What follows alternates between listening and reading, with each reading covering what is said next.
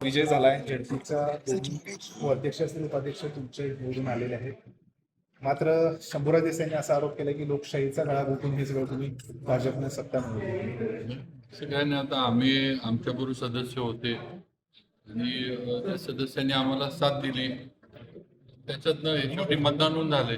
याच्यात काही कुठं काही वेगळं झालेलं नाही. आणि सदस्यांनी साथ दिली म्हणून आमच्या भारतीय जनता पार्टीचं अध्यक्ष उपाध्यक्ष झाले. पण पोलीस यंत्रणेला असेल, प्रशासकीय यंत्रणेला हाताशी धरून हे सगळं तुम्ही केलंय अशा पद्धतीचा आरोप केला. बघा, शेवटी पोलिसांचं जे काही काम असेल पोलिसांनी करावं, त्यांनी केलं.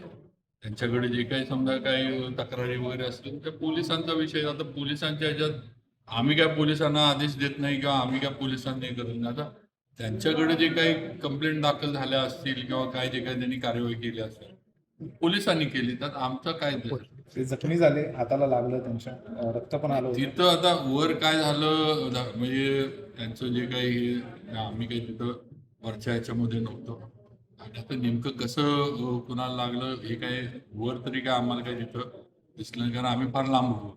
तुमच्याकडनं कामेश कांबळेला धक्काबुक्की केली आहे, त्याला धक्काबुक्की झाली आणि त्यामुळंच कामेश कांबळेनं जबरदस्ती करून कामेश कांबळेला मत द्यायला लावलं भाजपनं, असा आरोप पालकमंत्र्यांनी केला. जबरदस्ती कसं आज म्हणजे मतदानाच्या ठिकाणी तर हे सगळे सदस्यच गेले होते ना, मी तर कुठं नव्हतो तिथं.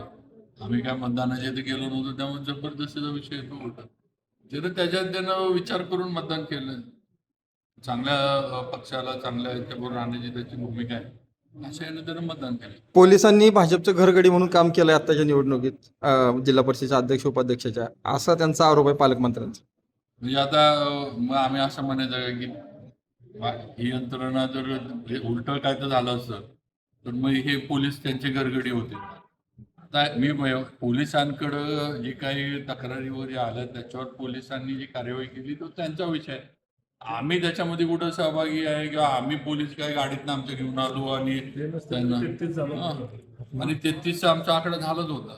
ते संख्याबळ बघता त्यांच्याकडे संख्याबळ जास्त होतं, बीजेपीकडे नाही होतं. त्यांना सांभाळता आलं किंवा त्यांना विश्वास देता आला नाही त्यांच्या लोकांना, असं म्हणावं लागतं.